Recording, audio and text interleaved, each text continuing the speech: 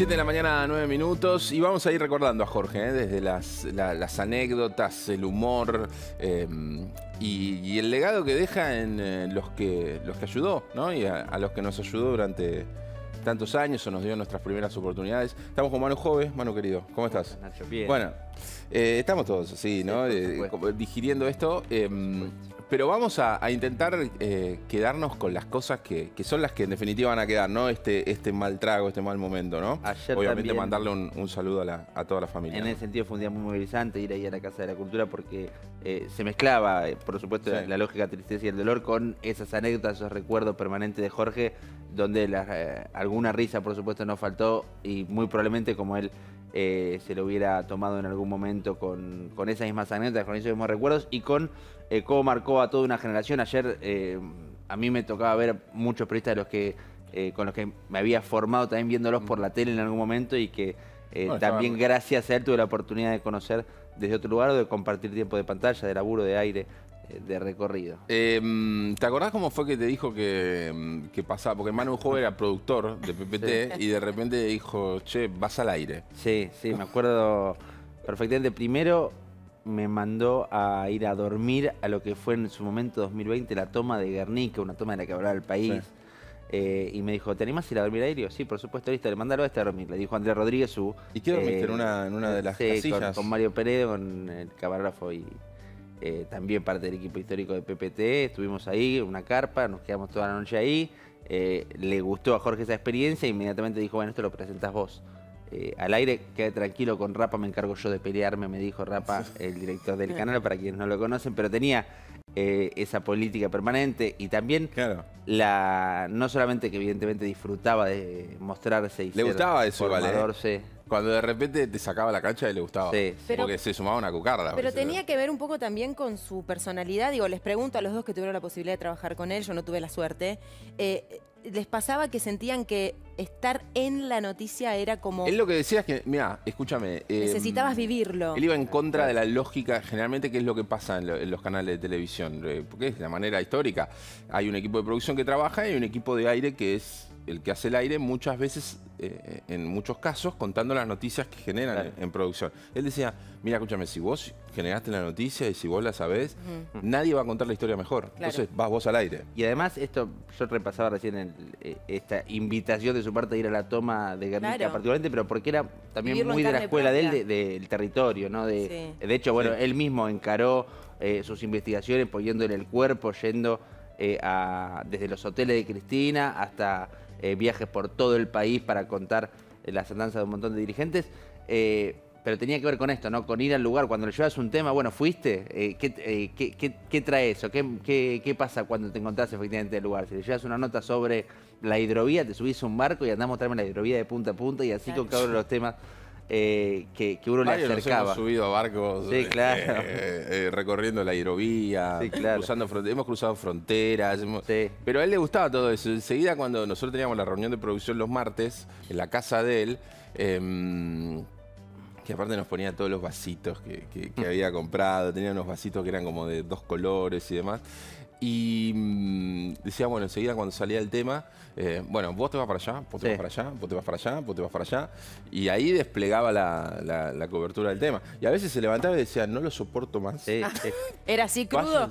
Era crudo. Nos dejaba trabajando, definiendo esos detalles de cómo coordinar el laburo de producción en el mismo lugar donde teníamos la reunión y él se iba solamente a hacer y capaz que llamaba a alguno puntualmente para algo que le había quedado pendiente en su escritorio, que era un poco su lugar en el mundo ahí No, y a veces cuando no teníamos tema, porque a veces también pasaba que no teníamos tema. Qué difícil, claro, no teníamos tema. Y sin un tema novedoso. Y de repente, en el medio de la reunión se levantaba, se iba para el escritorio y decía, Tamara, Andrea, vengan. Que era Tamara Florini, Andrea Rodríguez, productora ejecutiva, y ahí decíamos, terrible a que se nos viene. Pero también seguro era un tipo muy sensible, ¿no?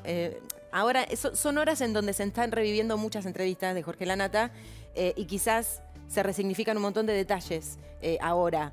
Y hubo una entrevista muy interesante en la que él decía que él era una persona muy sensible y que para valorar lo que tenía le gustaba como conocer otras realidades y ser como un observador del mundo para valorar lo propio que él tenía.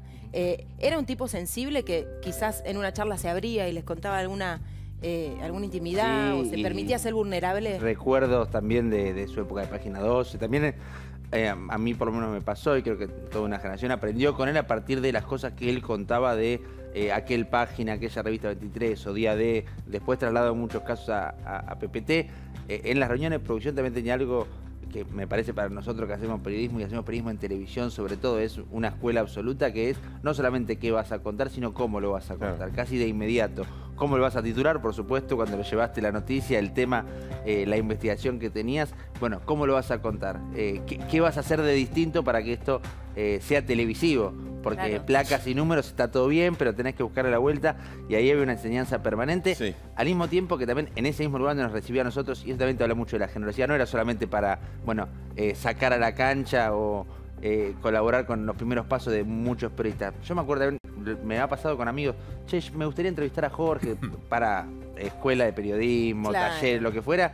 Y Jorge, sí, que me manden un mail, te decía Jorge. Sí, sí, claro. sí. Y respondía el mail a todo el mundo, se dedicaba a sentarse en su computadora a ver sus mails. No era un tipo inalcanzable. No, en absoluto. No, de hecho, yo lo conté, ya me perdí de que alguien te conté que no. Pero yo empiezo a trabajar con él, pues yo lo llamo a la casa y le digo... ¿te mandaste de una? De una.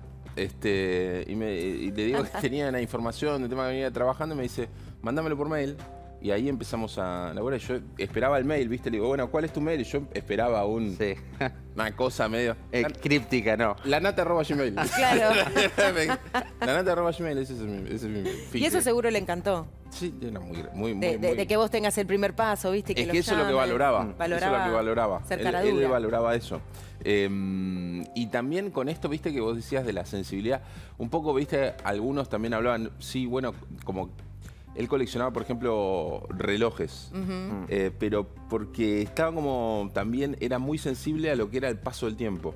Empieza coleccionando relojes de arena, después pulsera también, pero él siempre cuenta que él empieza a coleccionar relojes de arena cuando empieza a ver el deterioro de su madre, que después se enteró que era su madrastra, ¿no? Su madre, pues se enteró de grande que él era adoptado. Pero, digamos, parte de la cuestión que él tenía a veces con esto de coleccionar y tener objetos estaba relacionado con cómo canalizaba algunas cosas que le dolían, ¿entendés? Claro. Como el tema del paso del tiempo y demás cosas. Y en ese sentido también generoso en lo humano con sus equipos, desde tal lapicera que le marcabas que, lapicera, relojes, por supuesto, ni hablar la obsesión que llegó a tener sobre el final con el arte en general, pero desprendido también de eso. Pero creo que él también tenía un costado de artista. Probablemente si me escuchara diría esta pelota. Él tenía un costado de artista porque tenía una visión particular sobre el mundo y quería expresarla y modificó el mundo. Y si eso no es ser artista, es que si vos te pones a pensar algunas cosas que hizo con Página, para mí son piezas artísticas conceptuales. Hubo una espectacular que no la hizo con Página, sino que la hizo con 21, que no sé si se acuerdan que en un momento saca, en uno de los números, venía una libreta, ¿se acuerdan de la libreta del DNI, que era la cuadradita verde? Sí. Era el Documento Nacional del Boludo. Y adentro tenía todas las frases que habían dicho los políticos alguna vez, tomando por boludos a los argentinos, a la sociedad argentina. Entonces vos pasabas las páginas, vos tenías un lugarcito para meter tu fostito carnet, y pasabas las páginas, pasabas las páginas y decías, felices Pascua, la casa está en orden, síganme, no lo voy a refraudar, y así vas pasando y te encontrabas con frases. Esa pieza es una pieza de arte conceptual. Sí. O sea, eso de repente alguien lo puede exhibir. Por ejemplo, recordamos, creo que el lanzamiento de Revista 23, que es una revista posterior, esa buenísima. en esa seguidilla que como en ese momento estaba muy instalado en los kioscos de revistas y demás, que venían con fragmentos de colección. Vos ibas acumulando lo que la revista o el diario mandaba o venía con eso cuando lo comprabas, y Jorge manda, bueno, salgamos y lancemos con Tierra de Anillaco. Claro, porque era como la Tierra Santa. Tierra de Anillaco, por supuesto, la pista de Anillaco, la tierra de Menem. Excelente. Pero claro, él siempre hacía chistes al respecto de que la verdad que podrías haber puesto tierra de cualquier lugar, porque en definitiva era tierra y era un chiste, era una ironía, no era... No, y efectivamente mandó un camión a Anillaco a traer tierra. Para lo que solo él se enteró, porque nadie más se enteró si la tierra de Anillaco o de Sarandí. Pero era fiel a sí mismo. Sí, Absolutamente. Era fiel a Dice, sí pero mismo. nosotros sabíamos que era tierra de Claro, Chaco de verdad. claro. 7 de la mañana, 19 minutos.